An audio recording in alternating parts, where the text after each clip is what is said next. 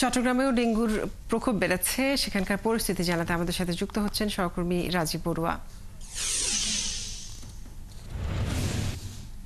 রাজীব, এখন পর্যন্ত কতজন ডেঙ্গু রোগী হাসপাতালে ভর্তি আছেন, তাদের চিকিৎসা ব্যবস্থা কেমন রয়েছে, চিকিৎসকরা কি বলছেন? 11 জন, অর্থাৎ সেপ্টেম্বরে আমরা দেখেছি মৃত্যুর সংখ্যাটা আসলে বেড়েছে এবং সেপ্টেম্বরে কিন্তু রোগীর সংখ্যা বেশ ছিল, প্রায় 907 জন। এবং গত 3 দিনে চট্টগ্রামে ডেঙ্গু আক্রান্ত হয়েছেন 138 জন। অর্থাৎ মানে প্রতি মাসে আসলে ডেঙ্গু রোগী সংখ্যা আসলে বাড়ছে। এবং এখানে চিকিৎসকরা বলছেন যেহেতু এই সময়টাতে জ্বর বা সর্দি কাশি কোনো ধরনের রোগের লক্ষণ দেখা দিলেই যেন দ্রুত নিকটস্থ যে হাসপাতাল এবং চিকিৎসকের পরামর্শ নেওয়ার বিষয়টি তারা আসলে বলছেন।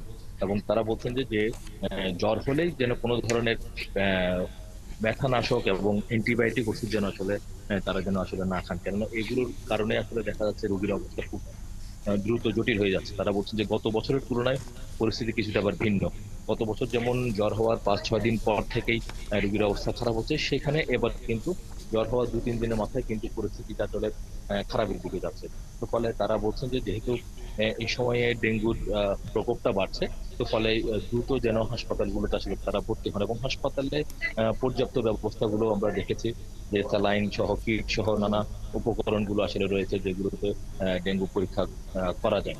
আর এর বাইরে আমরা সিভিল সার্জন অফিসের সাথে কথা বলেছি। সিভিল সার্জন বলেছেন যে চট্টগ্রাম নগরের বাইরে যে বিভিন্ন উপজেলাগুলো আছে সেই উপজেলাগুলোতেও আসলে তারা ডেঙ্গু রোগের যে সুচিকিৎসা সেটা আসলে তারা ব্যবস্থা করছেন।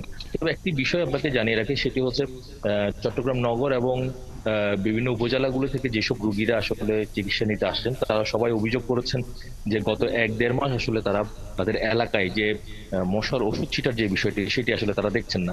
তো যার কারণে এডিস মশার প্রকোপ আসলে বেড়ে যাচ্ছে এবং তারা বলছেন দ্রুত যেন মশার ওষুধ ব্যবহার করা হয়, কারণ এডিস মশা না কমলে পরে সেই আসলে ডেঙ্গুর যে প্রকোপ সেটি আসলে কমবে না। এবং চিকিৎসকরা কিন্তু সেটি আসলে বারবার বলছে। এবং এই চট্টগ্রাম মেডিকেল কলেজ যিনি পরিচালক তিনিও বলছেন যে আসলে এই সময় এখানে চট্টগ্রাম সিটি কর্পোরেশনের যে কর্মকাণ্ড সেটি আসলে কিছুটা স্থগিত, তো যার কারণে আসলে রোগীর সংখ্যা আসলে বাড়ছে এবং এখানে। রাজীব, আপনাকে অনেক ধন্যবাদ যুক্ত থাকার জন্য। দর্শক, চট্টগ্রামে ডেঙ্গু পরিস্থিতি জানাচ্ছিলেন সহকর্মী রাজীব বড়ুয়া।